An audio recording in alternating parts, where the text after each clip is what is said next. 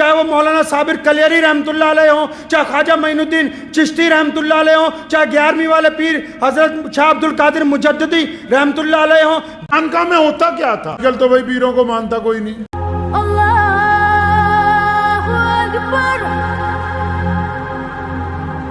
سلطان صلاح الدین ایوبی رحمۃ اللہ علیہ بیت المقدس کو فتح کیا، پوری دنیا کے یہود و نصارہ میں شور مچ گیا، فوج اکٹھی کی انہوں نے، بہت بڑی فوج، کہ سلطان پر حملہ کرنا۔ تو سلطان کو پتہ لگ گیا، فلسطین میں جہاں سمندر کا کنارہ ہے، اکرا شہر جو ہے، سلطان کی وہاں چھاؤنی تھی، مخبروں نے اطلاع دے دی کہ روم سے وہ بیڑے چل پڑے ہیں جن میں کئی لاکھ سپاہی ہیں، بہت بڑا بیڑا ہے، کئی 100 کشتیوں کے اوپر مشتمل ہے۔ بڑا پریشان تھا، اپنے جرنلوں کو بلایا، اتنی بڑی فوج نہیں تھی کہ اس کا مقابلہ ہو سکے، ظاہری طور پر اتنی نہیں تھی، پریشان تھا تو مشورے کر رہا تھا، ان کے پیر آ گئے وہاں، صلاح الدین ایوبی رحمۃ اللہ علیہ کے امام آ گئے۔ اچھا آج کل تو بھائی پیروں کو مانتا کوئی نہیں، اور پیر بھی ویسے نہیں رہے۔ اچھا پہلے لوگ پیروں کے پاس کیا کرنے جاتے تھے جی؟ پہلے پیروں کے پاس کیا کرنے جاتے تھے، اب پیروں کے پاس ہم کیا کرنے جاتے ہیں؟ پیروں نے خانقاہیں بنائیں۔ حضرت امام شاہ عبد القادر جیلانی بغدادی رحمۃ اللہ علیہ، بڑے بڑے بزرگوں نے خانقاہیں بنائی۔ خانقاہ میں ہوتا کیا تھا؟ خواجہ معین الدین چشتی اجمیری کی خانقاہ ہے، کیا ہوتا تھا خانقاہوں میں؟ یہ بڑی بڑی عمارتیں کیوں بنائی بھائی؟ عرس لگانے کے لیے، ڈھول بجانے کے لیے۔ خانقاہ میں یہ ہوتا تھا، پیر صاحب کے پاس لوگ آیا کرتے تھے، تو پیر صاحب ان کو کیا گر سکھاتے تھے؟ پیر صاحب ان کو وہ نماز پڑھنی سکھاتے تھے جس نماز میں جب سجدہ کیا جائے تو سجدہ سر سے اٹھنے سے پہلے اللہ کی مدد اس بندے کے لیے آ جائے۔ خانقاہوں میں ضرب لگائی جاتی تھی، لوگوں کو بٹھا کے تسبیحات کا معمول کروایا جاتا تھا۔ پڑھو تاریخ اٹھا کے تمام ائمہ کی، تمام بڑے بڑے جتنے، چاہے وہ امام مجدد الفسانی رحمۃ اللہ علیہ ہوں، چاہے وہ مولانا صابر کلیری رحمۃ اللہ علیہ ہوں، چاہے خواجہ معین الدین چشتی رحمۃ اللہ علیہ ہوں، چاہے 11ویں والے پیر حضرت شاہ عبد القادر مجددی رحمۃ اللہ علیہ ہوں، جتنے بڑے بزرگ اکابرین گزرے ہیں، ان کی خانقاہوں میں نماز کا اہتمام، ان کی خانقاہوں میں تہجد کا اہتمام، ان کی خانقاہوں میں ذکر کا اہتمام، ان کی خانقاہوں میں دعاؤں کا اہتمام۔ کیوں؟ تاکہ جو لوگ آئے ہیں رہنے کے لیے پیر صاحب کے پاس، جب وہ گھر کو لوٹ کے جائیں ان کا دل بدل جائے، ان کی نیتیں بدل جائیں، ان کا کردار اچھا ہو جائے، اس لیے خانقاہ بنائے تھے۔ تو آج کل لوگ پیر صاحب کے پاس کیا کرنے جائیں بھائی؟ ہم جیسے مولویوں کے پاس بھی کہیں آ جائیں، جی حضرت دعا کر دیو۔ اللہ کے بندے، جس کا باپ اس کے لیے دعا نہ کرے تو اس کے لیے ہم دعا کر دیں؟ جو اپنی ماں سے دعا نہ کرائے اپنے لیے، اس کے لیے مولوی دعا کر دیں؟ جو اپنے ماں باپ کی دعائیں نہ لے؟ اچھا جو پھر جس چیز کی دکان ہے بھائی وہی سامان خریدنے جاؤ نا، اپنی بھی کچھ عقل لڑا لو۔ پیٹرول پمپ پہ جب بھی راشن خریدا جا سکتا ہے، آج بھی اگر پیروں کے پاس جانا ہے، یہ کیا سوال ہے حضرت کاروبار نہیں چلتا؟ بھائی کاروبار نہیں چل رہا، کسی اچھے بزنس کنسلٹیشن سے جا کے مشورہ کرو کہ آج کل کون سا کاروبار کرنا چاہیے جس سے زیادہ پیسے کما لیں۔ پیر صاحب کوئی بیپاری تھوڑی ہے، بیماری ٹھیک نہیں ہو رہی، بہت زیادہ ٹیسٹ کراؤ، اچھے ڈاکٹر کے پاس چلے جاؤ۔ یہ تو اس لیے یہاں بیٹھے ہیں تاکہ آپ آئیں، آپ آ کے اللہ اور اس کے رسول صلی اللہ علیہ وسلم کی باتیں ان سے پوچھیں. آپ پوچھیں اللہ کو راضی کیسے کرنا ہے، آپ پوچھیں دل کی سختی کیسے دور ہوگی، آپ پوچھیں گناہوں سے چھٹکارا کیسے پایا جائے گا، آپ پوچھیں حلال اور حرام کی تمیز کیسے کی جائے گی. جو چیز اس دکان پہ ملتی ہے اس کی تو بات ہی نہیں کرتے، بس کاروبار کی بات کرتے ہو، اولاد کی تربیت کی بات کرتے ہو. کو دونوں کام تم نے کرنے، پیروں نے تھوڑی کرنے ہیں. سلطان صلاح الدین ایوبی رحمۃ اللہ علیہ کو جب پتہ لگا اتنے لاکھ فوجی آ رہے ہیں، کئی 100 بحری بیڑے ہیں، بڑا پریشان ہوا. تو ناکہ بندی چل رہی تھی، ان کے پیر صاحب آ گئے. میں کیا بات ہے، کیوں پریشان ہو؟ فرمایا حضرت ایسے ایسے بات ہے، لشکر ایک بہت زبردست حملہ کرنے والا ہے. فرمایا میں تمہیں ایک نسخہ بتاتا ہوں، آج رات کو تہجد میں اپنے رب سے مدد مانگو اور زیادہ.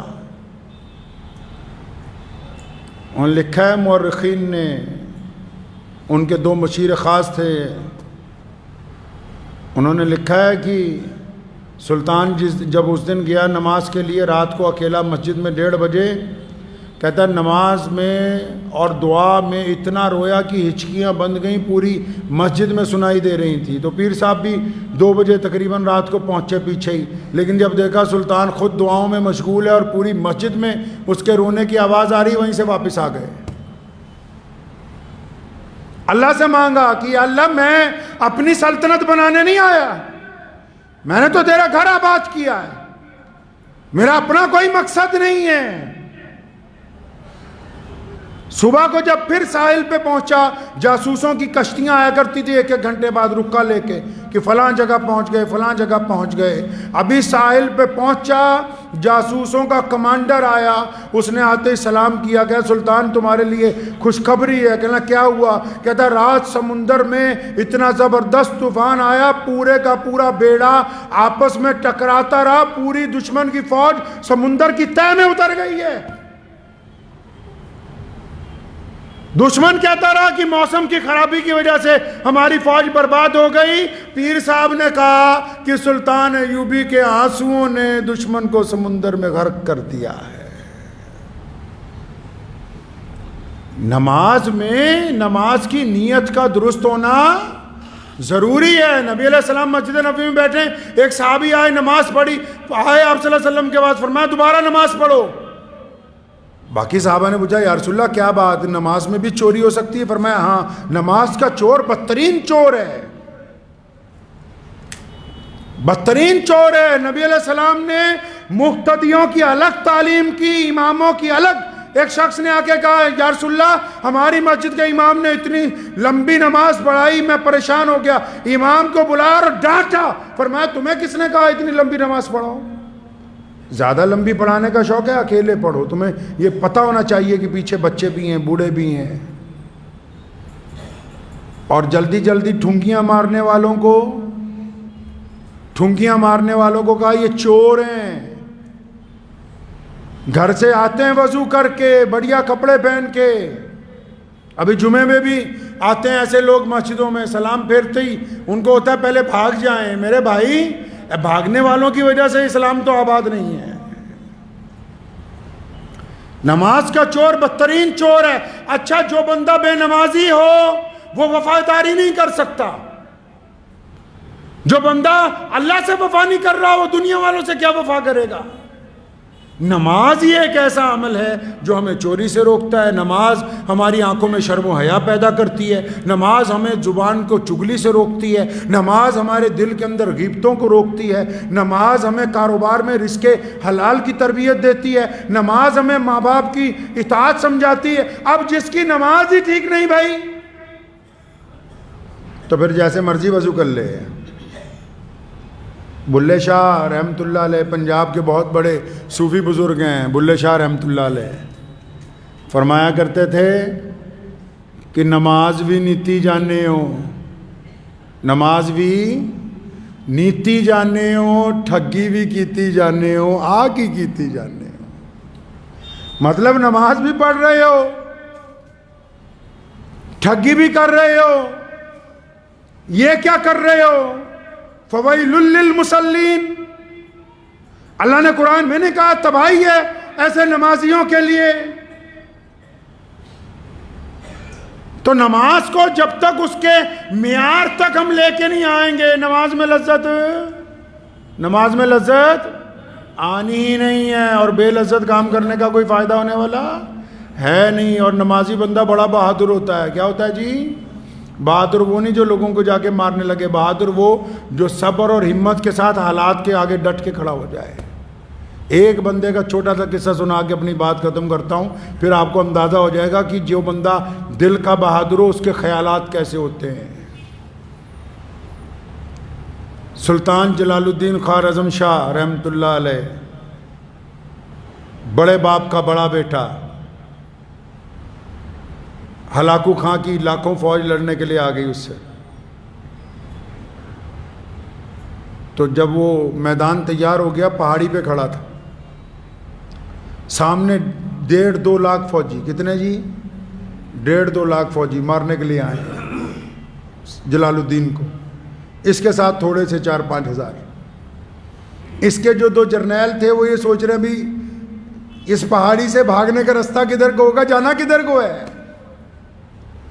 جلال الدین کھڑا فوج کو دیکھ رہا ہے، چوٹی پہ کھڑا ہے پہاڑ کی۔ وزیر گیا ان کے پاس، جناب کیا حکم ہے، کیا سوچ رہے ہیں آپ؟ لوگ ڈرے ہوئے ہیں جو ساتھ میں۔